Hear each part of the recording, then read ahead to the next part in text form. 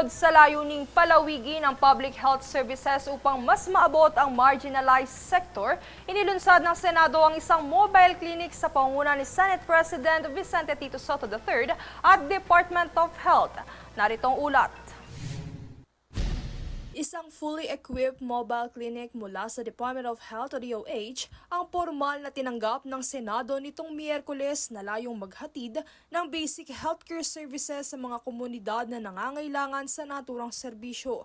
Napapaloob sa mobile clinic ang X-ray machine, blood testing facilities at iba pang mga diagnostic tool.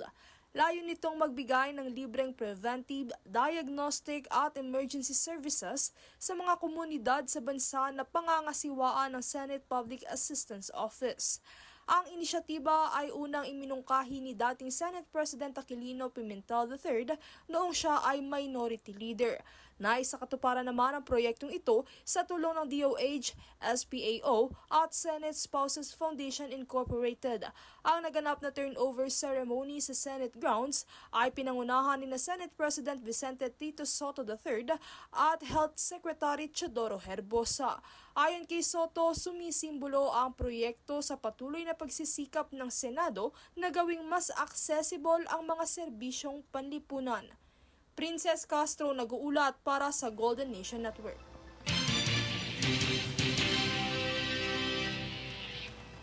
Samantala, target busisiin ni Senate President Pro Tempore Panfilo Ping Lacson ang mga maanomalya sa farm-to-market roads, ayuda programs at mga super health center na umano'y nakinabang sa mahigit 255.5 billion pesos na inilipat mula sa pondo para sa flood control projects ng DPWH sa panukalang 2026 budget. Ito ay kasunod ng paglabas sa paunang pagsusuri ng mga realignment na napunta ang mga pondo sa naturang mga proyekto na posibleng pondohan ng unprogrammed appropriations. Kaugnay nito ay naniniwala si ACT Teachers Party List Representative Antonio Tino na makatutulong ang investigasyon sa sektor ng agrikultura dahil oras na maitama niya ang katiwalian sa FMR ay maaari nitong mapababa ang presyo ng bilihin gaya ng bigas. Hindi na rin anya mapipilitan ang mga magsasaka na ibenta ito sa paluging halaga dahil sila na mismo ang makakapagdala nito mula sa kanilang sakahan patungo sa mga pamilihan.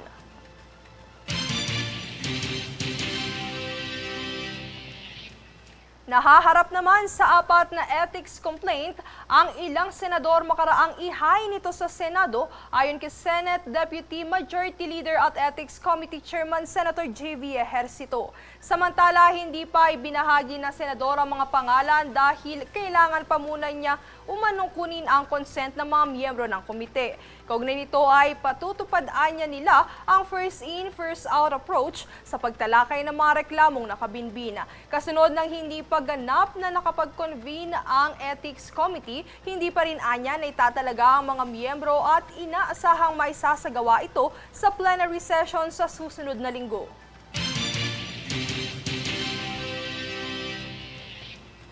Sa iba pang ulat, pumalag si Davao City 1st District Representative Paulo Duterte sa mga aligasyon ni ACT Teachers Party List Representative Antonio Tino hinggil sa umano'y irregularidad sa mga flood control projects sa Davao City.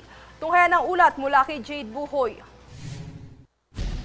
Ibinunyag ni ACT Teachers Party List Representative Antonio Tino batay sa mga opisyal na dokumentong nakuha mula sa Department of Public Works and Highways o DPWH at iba pang pampublikong tala na may tinatayang 4 na bilyon at 350 milyong pisong halaga ng mga proyekto mula 2019 hanggang 2022 ang may mga red flag o indikasyong dapat siyasatin. Hindi tayo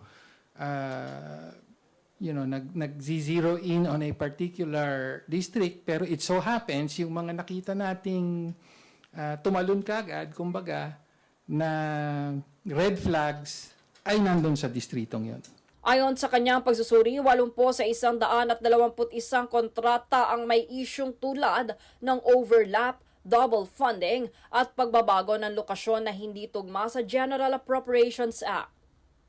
Kabilang din umano sa mga natukoy ni Tino ang mga proyektong walang malinaw na detalye tulad ng eksaktong haba o lokasyon, gayon din ang mga kontratang hindi nakapaloob sa pambansang budget.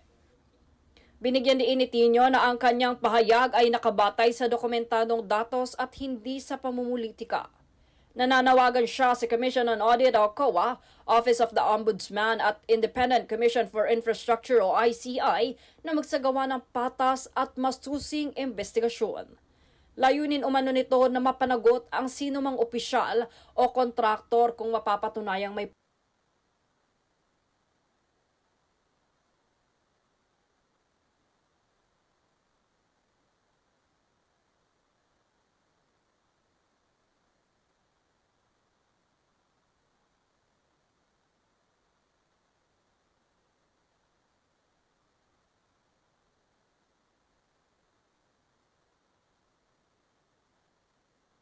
paglabag sa batas.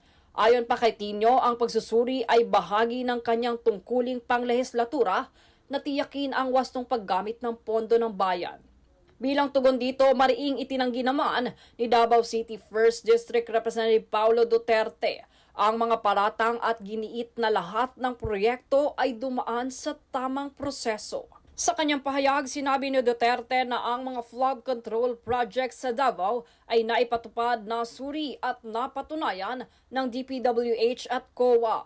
Aniya, ang mga estrukturang ito ay tunay na nakatulong sa mga residente upang maiwasan ang pagbaha at hindi umano ghost projects.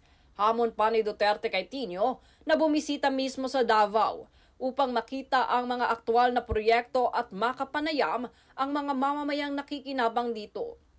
Dagdag pa ng kongresista, hindi dapat gawing plataporma ang pamumulitika ng mga lehitimong proyekto ng lungsod.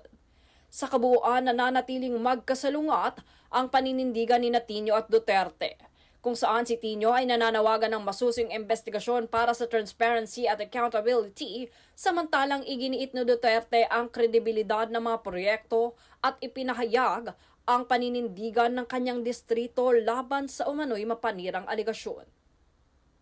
Sa kabila nito, ininspeksyon naman ng DPWH at ICI ang isa sa mga nasirang flood control project sa Davao City, kung saan may natuklasang sirang bahagi nito matapos ang 2 taong pagkakagawa.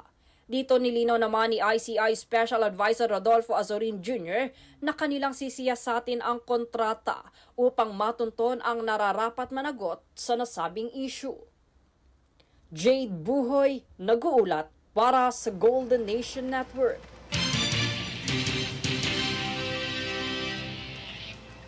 Samantala, bunsod ng hagupit ng Bagyong Tino, malaki ang naging pinsala nito sa agrikultura, kaya naman magbibigay ang Department of Agriculture o DA ng 255 million pesos na ayuda para sa kanila. Tunghayan ang ulat mula kay Jovi Rodriguez. Sa pahayag ni Department of Agriculture o DA Secretary Francisco Chu Laurel Jr., magbibigay ang ahensya ng 255 million pesos na halaga ng ayuda, partikular sa mga magsasaka at mangingisda na apektado ng Bagyong Tino. We have allocated funds for the crop insurance din para mabigyan ng crop insurance yung mga tao doon sa affected areas na tinamaan. Of course, meron din tayong 255 million worth of agricultural inputs, no? Like rice, corn, vegetable seeds, fingerlings, and others. Magbibigay ang DA ng karagdagang financial aid, crop insurance, agricultural goods at fishing gear sa mga apektadong mangingisda at magsasaka ng kalamidad. Ayon kay Secretary Laurel, ang pinaka-naapektuhan ng bagyo ay ang mga mangingisda. Kaya naman tutulungan umano ang mga ito para ayusin ang kanilang mga bangkang pangisdaan. We have positioned already in advance rice and corn high-value crop seeds, no? Biologics, livestock, poultry, and mga gamit for fisheries. Ang most affected sa atin dito will be the fishermen, fisher folks. So we are also ready to deploy yung mga Bureau of Fisheries vessels to assist them and rebuild their vessels and yung kanilang mga fishing, bigay ng fishing gears, mga payaw. Kasabay nito, plano rin ng ahensya na magpatupad ng price freeze. Ito ay para maiwasan ang pagtaas ng mga bilihin sa iba't ibang lugar sa bansa at layuning sugpuin ng mga price manipulators lalo na ngayong panahon ng sakuna. Ayon naman sa kalihim, para siguraduhin na may makakain ang bawat Pilipinong apektado, ang National Food Authority o NFA ay naghanda ng 2.6 million peraso ng mga bags na may lamang bigas para ibigay sa mga lokal na pamahalaan at relief agencies. Samantala, wala pang pinal na datos ang DA kung magkano ang pinsala na dulot ng Bagyong Tino sa lahat ng agri-fisheries products sa bansa. Sa kabilang banda, panawagan naman ni Senator Kiko Pangilinan sa mga lokal na pamahalaan sa paparating na bagyo ay ang early harvesting para sa mga magsasaka nang sa ganoon ay hindi anya malugi at matapon lang ang kanilang mga produkto. Ang panawagan natin sa mga LGU ngayon, lalo na yung past nung bagyo, papunta ng, if I'm not mistaken, Northern Luzon. No? I hope lumihis. Pero baka pwede na mag-umpisa ng early harvest ang mga farmer ng kanilang mga produkto at bilihin na ng LGU dahil magagamit din naman talaga immediately para sa mga evacuation centers kung sakaling merong mga evacuees. So early harvest and sa GIPSACA direct purchase ng ating mga LGU.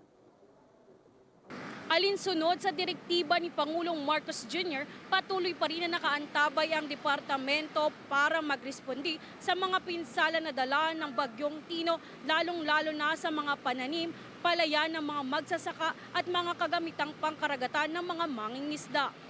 Ako si Jovi Rodriguez, nag-uulat para sa Golden Nation Network.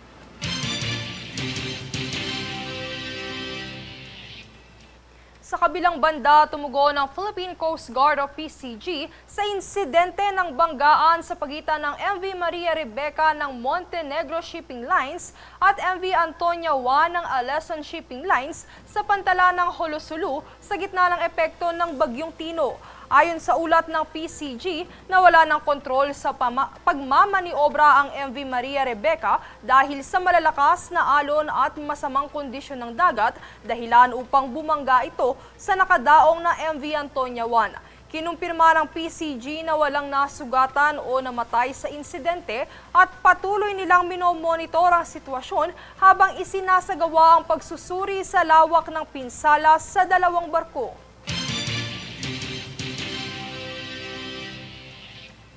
Sa iba pang ulat, ligtas na nakauwi sa Pilipinas ang 13 distressed OFWs at 10 bata mula Jeddah sa panguna ng Migrant Workers Office o MWO matapos ang maayos na koordinasyon at tuloy-tuloy na suporta ng Department of Migrant Workers.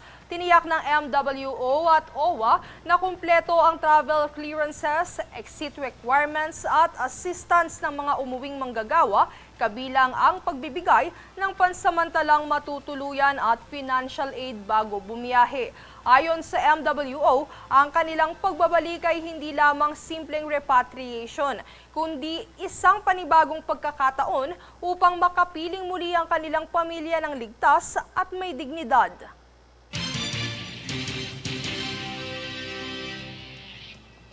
Susunod sa News Force. DOTR, pinag-utos sa attached agencies na ipagpaliban ang lavish year-end parties.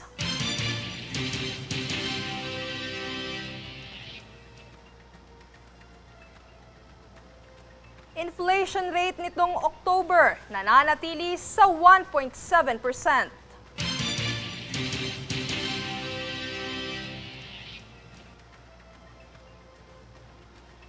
Putin, nagmandato ng mga panukala sa posibleng pagsasabuhay ng nuclear test.